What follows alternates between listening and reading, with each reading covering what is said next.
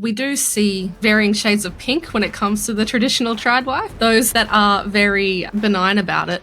But then there are others that become quite ideologically committed to it, and they start to adopt some of the other views that form that connective tissue with the extreme right. When they adopt really racial positions, so you mentioned the white baby challenge, well, part of that is connected to this idea that white people are being bred out of existence, that white people are being subject to this silent genocide. And so what connects to that is this idea that if you're not white and you're in that country, then you're a threat, which means you shouldn't be there. And that's when you start seeing women, particularly in the Tradwife movement, adopting ideas like the Great Replacement, which we know was a big motivator for the terrorist attack that later occurred in Christchurch, New Zealand. So all these ideas are connected to each other. Not all of them adopt all of these ideas, but they can eventually get to that point where they are endorsing violence both politically, but also within the home as well.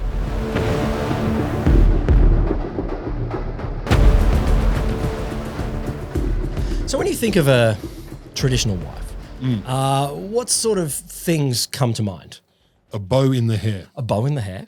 A skirt that starts just below the breasts and pushes out. And when the man gets home, she stands there immaculately coiffed and says, not only am I looking great, what cocktail would you like, honey?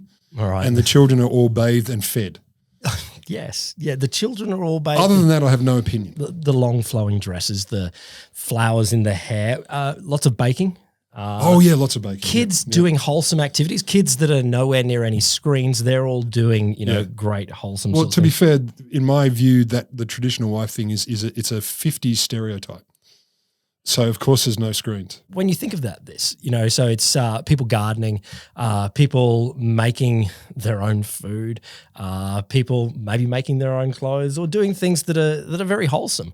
A lot of that, aside from the genderedness, this is appealing to me. I like the idea of a lot of these traditional sorts of things. You like to eat the clothes that you make yourself? I do. I do. Fair enough. I do. But does that mean, because I do or have made clothes, I do garden and make food, am I more down the traditional wife part? Am I a Tradwife? I clean the house? All right. I'm not 90. I'm going to dive in with a little bit of definition, but we're going to explore. Okay.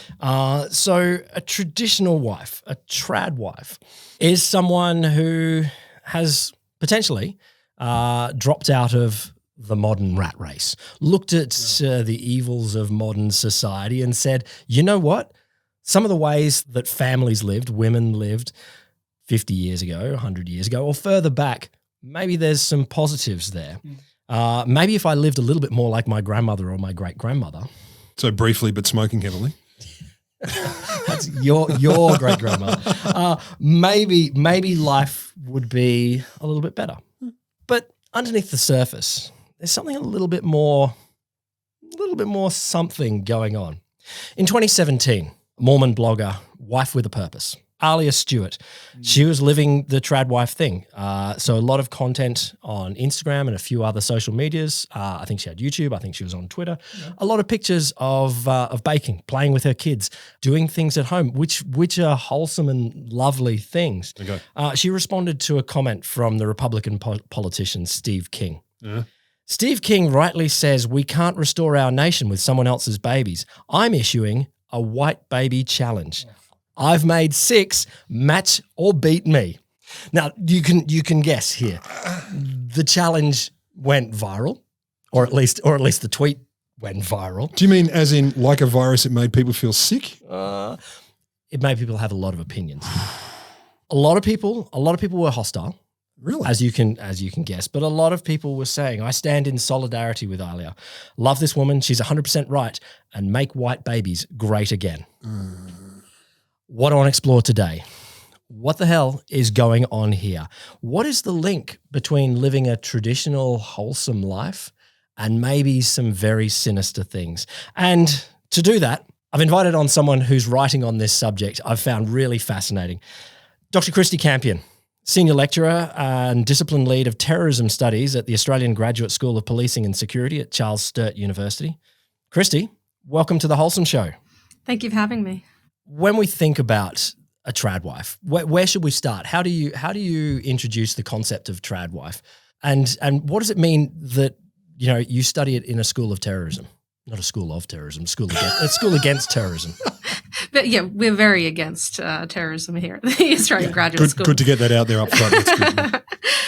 Look, so I guess the first thing to say about the Tradwife movement is that there are many different types of Tradwives, and only a very small number of them are people that we would consider to be of concern when it comes to things like far-right terrorism and far-right extremism.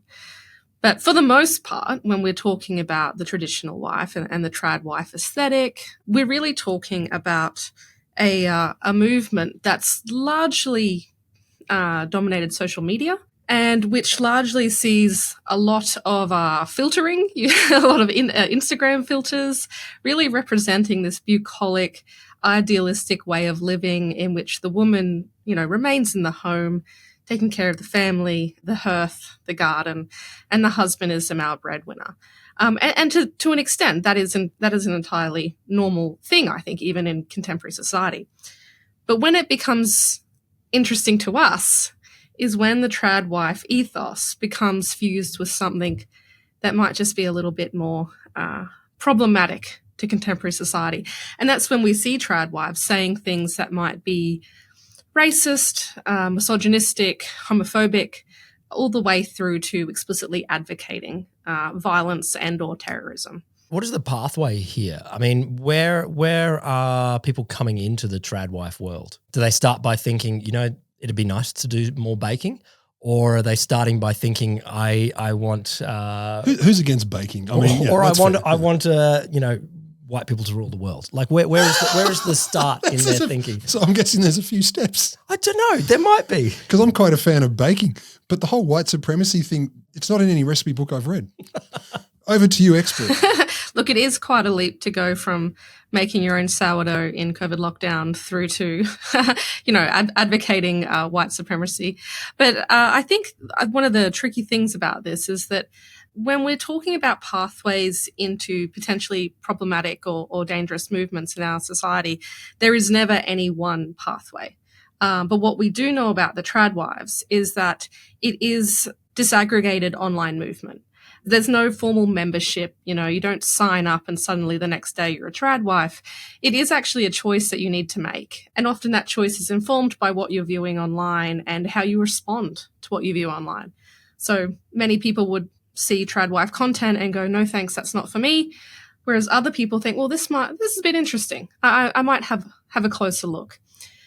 And so some of the ideas inherent to the Tradwife movement can actually be really appealing for some people. Probably appealing to many. I mean, some of the base level things of baking more and playing with your kids more. I don't think there's many people that say, look, no, I don't want any of those. Growing your food, making your clothes, not spending all your time totally focused on career and stuff. That is not unappealing. You do actually see Tradwives say that they were burnt out by the rat race, that they were exhausted with trying to sort of be everything to everyone. And so in that way, the Tradwife ideal in a really benign sense is a form of escapism or a way of stepping away from, the expectations of society. But in its more dangerous form, the Tradwife ideal is one that is inherently opposed to equality. And this is where it gets a bit tricky when it comes to its role and presence in our society, because the far-right Tradwife, which is the one that I tend to look at more, typically adopts or, develops certain beliefs that argue that there is a fundamental inequality between men and women, which is both natural and desirable. And this is when you start seeing them talk out and really explicitly reject and oppose things like feminism, women voting, women in the workforce. And with those sorts of narratives comes this whole host of ideas about how society should be structured and who belongs in that society. One of the pictures that I found when I was looking into this topic is this idea of train your boys to be men and train your girls to be women. And there's definitely pictures of the boy, with the dad out hunting and the girl with the mother folding sheets. So that seems to be part of it, this pushing more of these gender stereotypes from an older time. Yeah, absolutely. Look, gender is essential to the Tradwife worldview. And this is, I would say it's not actually that specific to just far-right Tradwives, but to the far-right in general.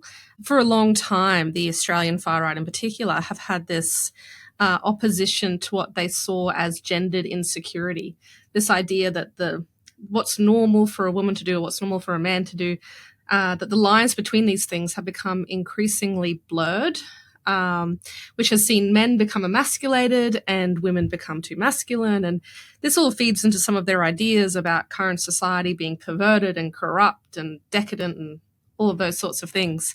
So women and men occupying traditional gender roles is actually seen as a more authentic and pure way of living. It's also seen as a better form of parenting as well, that they're sort of teaching their children to live a more authentic and more natural life, which is ultimately seen to be more harmonious. So these are people who would say the gender roles have become blurred and they will stop talking because we're all supposed to go, and therefore that's bad. It is, yes. Yeah. So they don't even feel, I assume, that they need to even make the next statement. It's just like gender roles become blurred. In some parts of the far-right online particularly, it even goes further than that. So it's not just a matter of gender roles being blurred. It's a matter of sexuality being perverted and corrupted. And this is where that homophobic, transphobic... So same argument sort of thing. Exactly. That while we have to be traditional man, traditional women, then we should also be traditional heterosexual rather than anything else. Absolutely. Yeah.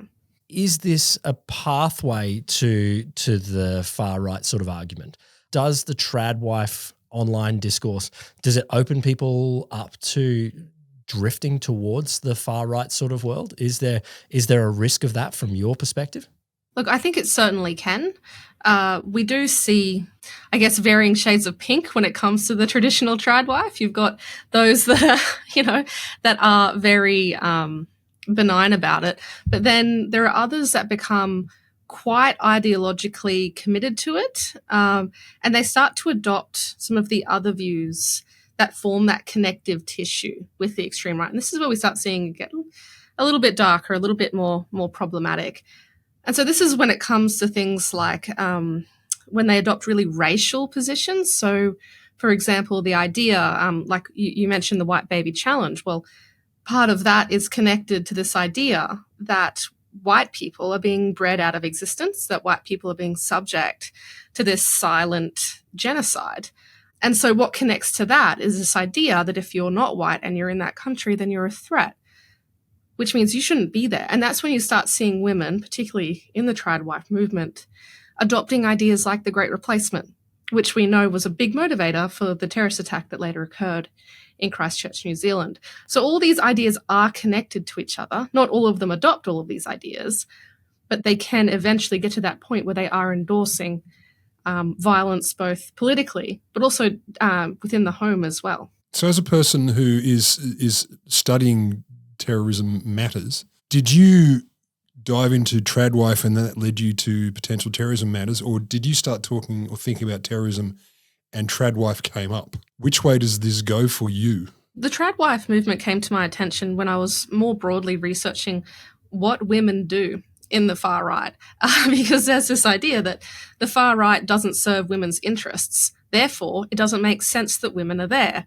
But we know that women actually form quite a large part of the far right, particularly when it comes to things like finances or presenting, a soft face on quite extreme narratives, all the way through to actually committing acts of terrorist violence. So it started there. And then as I went through, I began to identify that there are certain patterns of behavior that are venerated in the extreme right. There are certain feminine ideals that are held as being better or worse than others. And one of those ideals, the aesthetics, that was particularly important was the Tradwife ideal, which is this ideologically conforming, compliant, but most importantly, submissive woman. That you said aesthetics there. that this is an appealing thing, as opposed to the neo-Nazis of the 1980s, where it's the images that we think of the romper stomper, a gang of young men with shaved heads and jackboots and things like that, which is not going to be appealing to a lot of people. Whereas clearly within the Tradwife, and again, of course, stressing, as you've said before, that you can be a Tradwife and not be alt-right at all.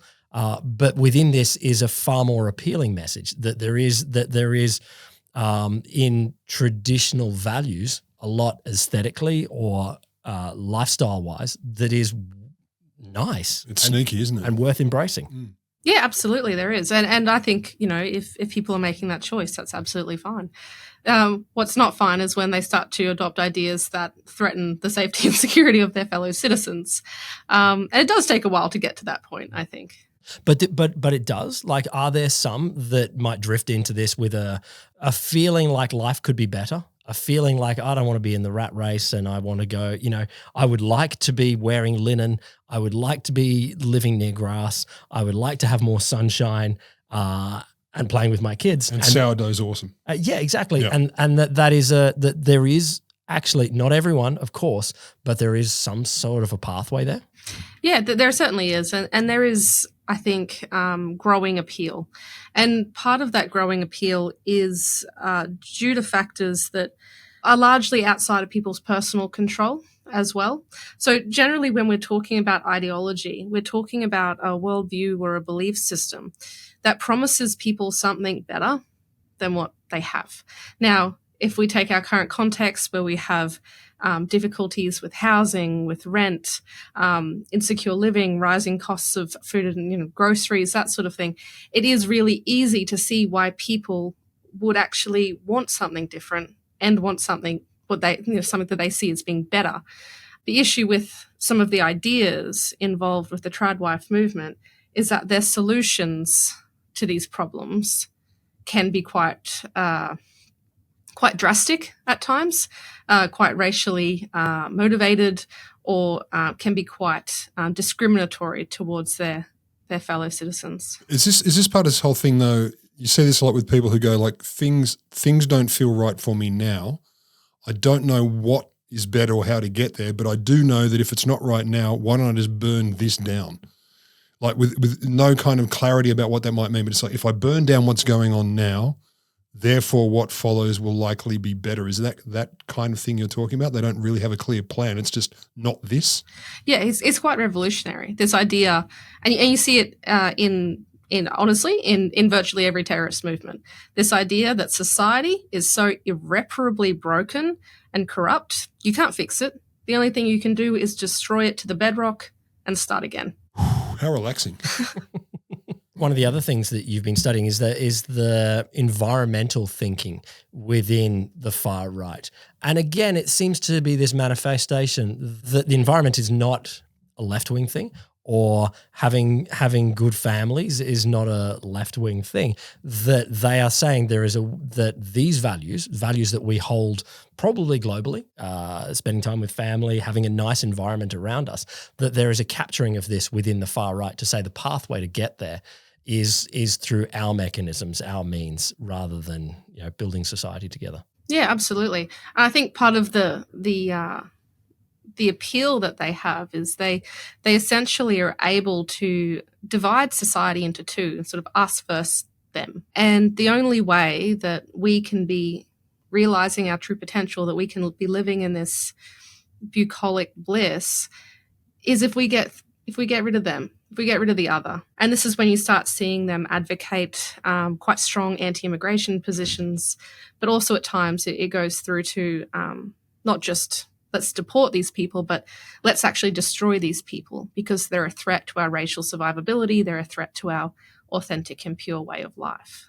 How clear do these people actually articulate what their current problems are, as opposed to shit ain't right? Do they articulate what's wrong well, or is it just it's wrong, therefore bad, therefore fix or change? Look, the leaders of the movement, or of these diverse movements, do tend to be pretty eloquent. I have had suspicions about Toastmaster courses because eloquence has increased at times. So generally, it's the most high-profile, visible individuals in the movement that do tend to be the ones that are out there creating and sharing propaganda. I mean, they don't see it as propaganda, right? They just see it as communication. And this is sort of just how I guess vague this sort of space is you actually never know what's going to resonate with someone and what they're going to do once it does resonate with them.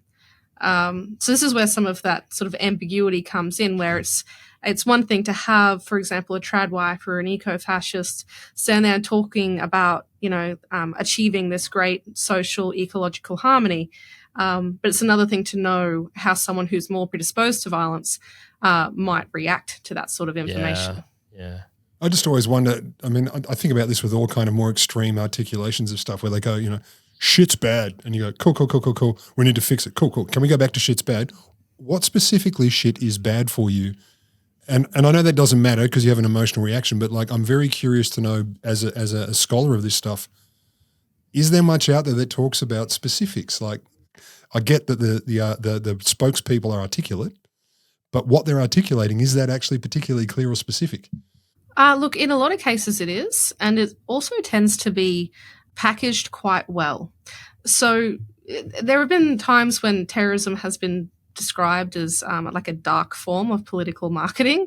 And definitely with extremism, you do see some really strategic choices being made in how they communicate. So, for example, you might have a member of the far right in Australia and they're standing in front of some symbolic location and they're giving a speech about how multiculturalism is destroying society. But what they'll tie in there are mainstream issues, which makes this content more accessible. So they'll be talking about how multiculturalism is bad on the one hand, but also they'll link it explicitly to things like buying a house and the difficulty of the current housing market. Right. And so they're able to make quite, I guess, leaps of logic, but they're able to make their content more accessible by leveraging quite common problems in society. Yeah. That's interesting. So that actually is, broadly speaking, an argument. Like they're making an argument, not just like foreigners bad, therefore everything bad. They're actually kind of at least if tenuously going, this connects to this. Yeah. Look, they do have different like communication strategies as well, depending on who they're talking to. So, for example, if they're talking to the general public, they'll be a little bit vague about who they see the ultimate enemy is, right? But then the moment they're behind closed doors and you're seeing how they talk to each other, like in a chat room or, in a meeting, whatever, that's when you'll start seeing them being much more explicit about who exactly is at fault. So if they're in the front of the public, the bottom line is the enemy is not you. Yeah. These are people who aren't you, that's it. Well, I think just on that, I think it's worth thinking about the strategic innovations that the far right has done since the social media era.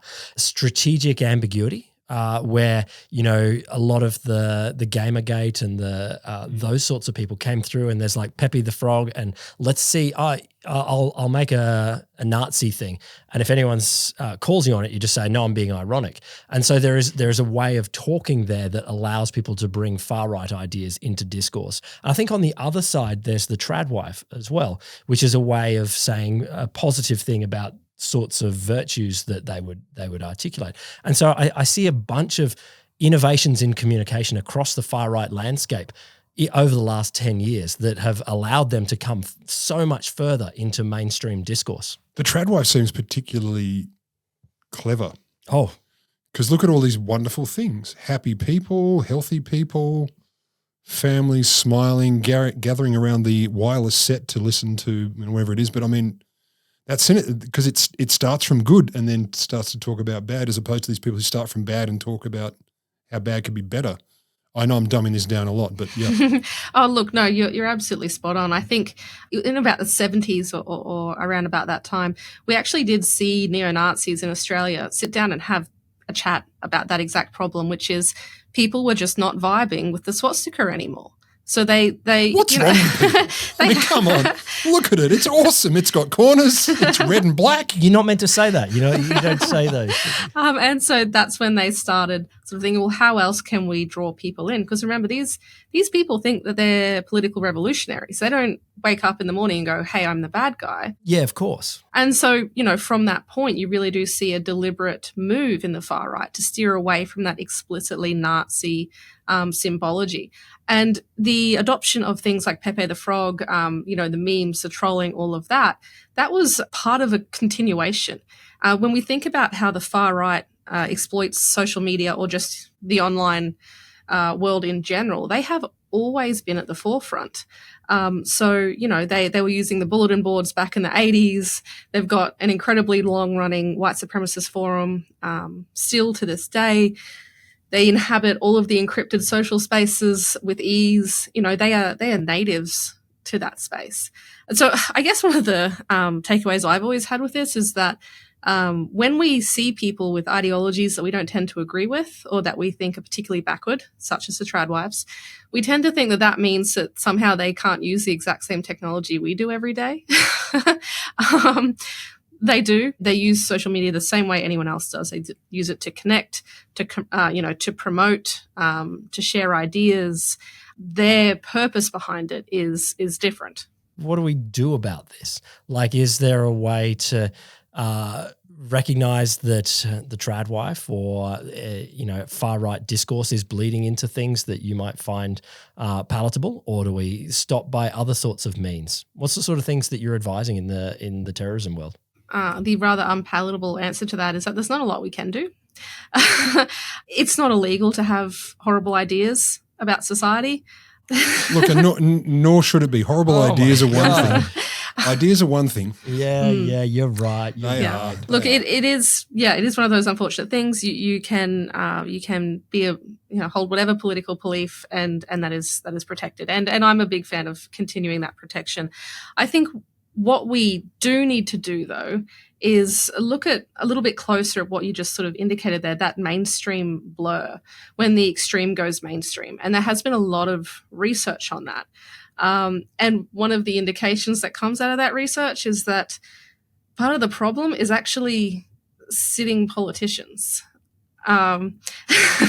Which, and this isn't just in Australia, this is around the world, where you have politicians who are using far-right narratives or far-right ideas to their advantage, to get more votes, to get more support. And so it's not just a matter of going, okay, well, we need to deal with the extreme, when the question is also, okay, but how can we build more responsibility and accountability into the mainstream as well? That's really magnifying these ideas. Yeah. That's more important, right? Because it's the insidious parts that really matter, isn't it? The obvious people yelling and spouting ridiculous ideas and wearing dumb clothes, they stand out. But the insidious sneaking in, the slow acceptance of things is scarier. Part of me is thinking, though, that yes, insidiousness is a thing that we have to worry about. But there's, if we think directly on the Tradwife thing, that we need to have that conversation that says, actually, a lot of the positive aspects that people there are arguing for are legitimate and fine. Yeah, entirely. And they are a legitimate critique. If you step further, and not necessarily saying it's further, if you add on to that a bunch of racism or a bunch of now we've got to stop immigrants or now we need to bury people under the ground, that's a very different thing. But to say people can live different lives, and it's this sort of, acknowledgement of actual diversity that I think is different from saying all women have to go and work in the workforce. That's a very good call. I mean, if your preference is you're going to work, you're going to stay at home and do it. I don't care if you're a wife, a father, whatever. Great, stay at home, do the things, whatever. It's fine. Are people getting unfairly smashed for claiming Tradwife in the non-right-wing crazy sense? Is there a lot of that kind of stuff going on where you've decided to stay home, you decide to have your children, whatever it is? Tradwife, definitions inserted here. Are people getting smashed for that when they maybe shouldn't be? Look, some Tradwives have intimated that they feel like they're judged for making their decisions, and you're absolutely right that in a free and open democratic society, if no one's hurting anyone, people should be able to live the way that they want to live, and particularly if they can afford living on a single income. Well, hats off to them. But I think part of the trickier side of these things is when you see the far-right Tradwives advocating things like legalizing marital rape, for example. Oh, I read something about this just yesterday that said if it's within marriage, it can't be rape. Yeah. What the fuck are they talking about? They seek to deny women access to abortion services if that's needed as well. Yeah, of course. It's when they start to try and take ownership over other people's choices. So we respect their free choice to be a tradwife. That's fine. They can be a far-right tradwife, also fine. But what's not fine is when the choices that they've been able to enact, they seek to deny others. That's the bit I don't get from any deep ideology about society. Like you choose the way you want to live, good for you. Why the hell do you have to care so much about how I live, how you live, how anyone else lives? Like, just back off. I don't get it. I don't care why you would care so much about what other people do. One thing that's really interesting about the far right in general is just how fixated they are on society and its functioning. If you're not complying with their perfect order, then you're an enemy and you need to be gotten rid of. And it's just such a strange thing because you actually don't see it so much with other ideologies. Obviously, you do see it with the likes of Islamic State, where they're enforcing particular behavioural norms and dress codes and boundaries and all that sort of thing. But you also do see it with the far right, that fixation on society's not working for them, therefore it shouldn't be that way for anyone. Do you do a lot of research where you're actually talking to such folk, like you personally? Is that an experience you've had? No. That would never get through ethics. But some of the work that we have been doing is really looking at their online discourse and just looking how they're talking to each other without them necessarily talking to us. And that in itself has yielded us an incredible amount of information. It's a godsend. Yeah, particularly about gender. Gender's been one of the big themes that's come out of it, but also around things like sexual violence. So on the one hand, you have, the smiling, well-dressed tradwife saying, rape in marriage, it shouldn't be illegal. And then on the other hand, you have male posters on 4chan, and they're explicitly advocating the use of rape as a weapon or as a way to rebuild the white race, as a way to punish women who haven't complied. Our terminology is not impoverished, but is a little bit constrained by 20th century politics in the sense that we use neo-Nazi and we use alt-right to talk about the right and things that are new now compared with old movements. And absolutely they connect. But clearly within the alt-right, there is hostility to new things now within all of this movement, hostility to feminism that I don't know that the actual Nazis fought against that much. I mean, of course, they would have. And so potentially dropping the actual Nazis' hatred of Jews to instead not drop it, but to instead be hostile to the trans community, the gay community, and modern feminism. And so what we actually unite there is this hatred of the other, people who aren't them and that they can't control. Yeah, that's a good call. So alt-right, what does alt-right mean anymore, in fact? Is that too broad? Look, I'm not actually a fan of the term alt-right because it's the name that they gave themselves. And they gave themselves that name because they didn't want to be called white nationalists or white supremacists. So they thought, well, what's going to be more palatable at the time to the American public? Oh, well done. They recognised that was bad. Well done. Another boys. strategic communication. Yes. So what do you term the movement? Look, I just generally refer to them as the extreme right. If they're advocating violence in association with a right-wing ideology, they're extreme right to me. Christ, I call them horrible wankers. I think yours is much more sophisticated, but yes. I think yours has a lot more catchiness to it. Might not go well in a journal article, but it's true. Is there a bit of research that you would love to do that you know you just bloody couldn't, either because it feels unsafe, it feels wrong, or it just would never get approved? Is there anything you think, I'd love to find out from X? You might be aware that very recently Ted Kaczynski, the Unabomber, passed away. Now, he's something of a really interesting figure in the study of environmental extremism on the one hand, and also the study of the extreme right on the other hand, because some academics are starting to say Ted Kaczynski was a right-wing extremist, whereas others are saying, no, he was idiosyncratic. It was a sort of rejection of industrial society sort of thing? He was purely environmentally focused. And so I think, it would have been great before he'd passed to get his opinion on that because he was actually still engaging with people. He was still reading scholarly papers. I think actually he was still writing them as well. But unfortunately, that opportunity has passed us by. There was a project that was coming up the other day for vaguely stuff that I might work on.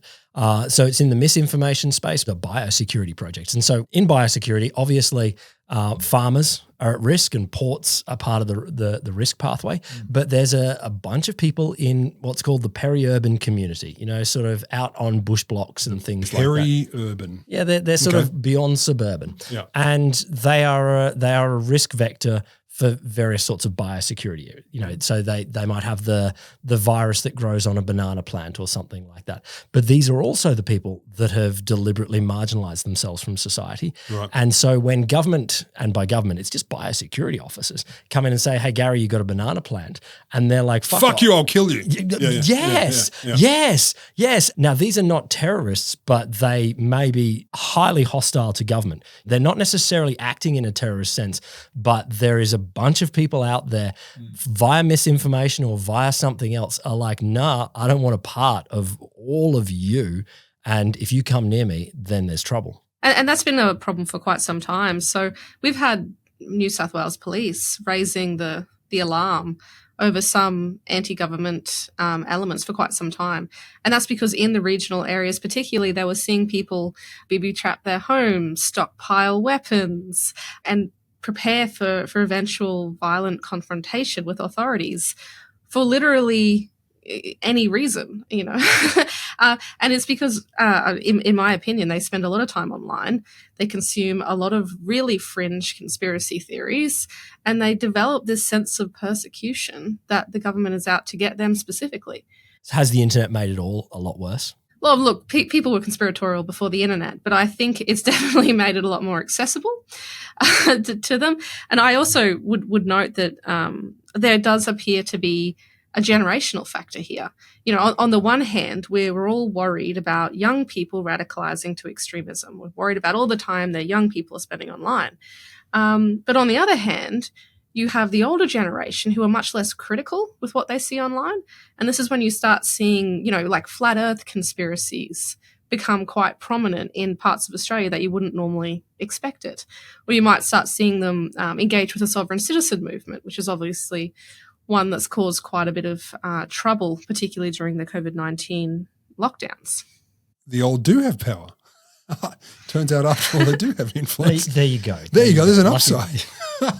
What would you love to see? Like, you finished your career in terrorism studies, Tradwives, etc. What would be a really nice positive result? I managed to make X happen or understand Y. I think one of the things that I'm really committed to is the Australian Democratic Project. We have seen studies out recently that young people in particular are disengaging from democracy. They're not seeing what's in it for them anymore. And so they might be more likely to support authoritarian regimes. And so, in response to that, what I'm really committed to is better education around actually what does our democracy give us? How does it serve us? And what freedoms does it allow us? And I think to an extent, we've become a bit alienated from those core democratic values. And we see this in our political discourse all the time, particularly around anything that relates to equality. One of the foundation stones of our democracy is the principle of political equality. So I think that if there's one thing that we can do from a terrorism and security studies perspective, is to build a greater understanding of democracy within society, because ultimately I think that's a protective factor. That's what stops people. But is it fair to say that freedom is scary, right? For a lot of people, the idea of freedom is actually terrifying. I've often said, for decades I've thought, I wish I could just believe in a religion, because then my decisions would be made for me. There'd be so many easy rules. Yeah, but I can't. I tried, but I can't.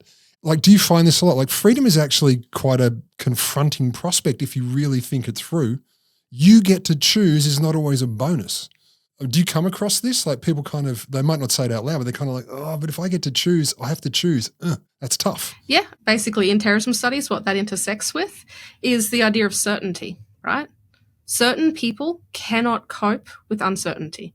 They cannot cope with insecurity, with not knowing where the boundaries are. Is that your population? Like, is that literally a definition of your population that you're looking at? The people that are prone to terrorism are the people that can't cope with a lack of certainty? Look, it has been mentioned in the literature, yes. And how they respond to it is really important. But when we're looking at, for example, the Tradwives, if you're looking at neo-Nazis, Islamic State, whatever you're looking at a movement that promises people a very secure world where they know exactly how to act, exactly how to dress, how to interact with others, what's expected of them. So even though it does all these horrible things, it offers them security and certainty. I don't know why they got to do it for other people though. Like, you have it for yourself. Like, take on a rule and go, okay, I'm wearing homespun cloth and my pants have to be 3 inches too short. Only ever. That's all I'm ever going to do. But don't tell other people you got to do that. But what this gets to is a lot of other people kind of asking to be told because it's easier. It's more relaxing. I mean, it's true. You think about it, if someone says to you, as I often do with students and stuff, well, what about this? Is this ethically correct or is that ethically correct? And I say, well, it depends. And they're like, oh, for fuck's sake, would you give us a straight answer? It's like, I can't, because it does depend, and that's not necessarily satisfactory. Sure. So even, there are people who want to tell other people how to live, but there are a lot of people who are going like, can you tell me how to live? Because I don't know what to do. Okay. I don't know what to do. Yeah, they can't cope with doubt. They can't cope with the unknown. That was, I think, one of the biggest takeaways during COVID-19 when we saw people engaging with those wild conspiracy theories, is that they were struggling to cope with the fact that the world was unpredictable and scary. So they were seeking these simple solutions. And unfortunately, extremist ideologies offer very simple solutions. Well, how can more mainstream people give some of that certainty? Because people clearly want it. What can we do? Look, not a lot, unfortunately. I mean, because again, even if it's your family member, right, who's gone down the rabbit hole and they're believing in all these conspiratorial ideas, it's still not really your place to tell them what to believe. At some point, they have to take responsibility for their own trajectory. We've done a bunch of work in misinformation, and I think it's worth understanding the harms. So for example, the harms of astrology, I don't think are very high. I don't think they make astrology's real, man. Yeah, exactly. Spoken like a true Sagittarius. Excuse me, Scorpio. Yeah. But I don't think that's very high. But clearly, misinformation in the pandemic, there was clearly that time when a bunch of people in Iran, they heard the story about alcohol curing COVID and they drank a bunch of industrial alcohol.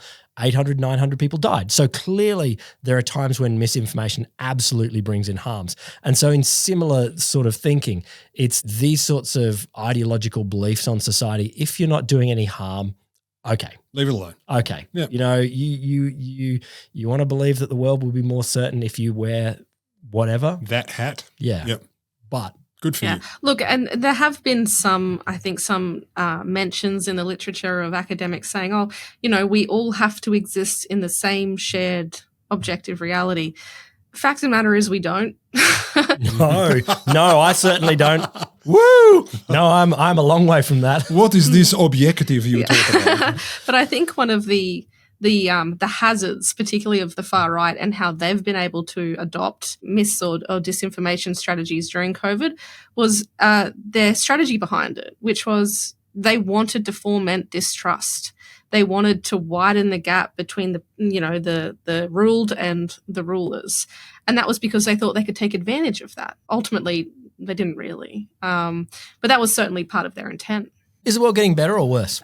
Look, I'm not terribly optimistic. But what we do have are some very committed, professional, experienced, expert people that work with these sorts of wicked problems every day. And so long as they're still working within the rules of law, I think, we're doing all that we can.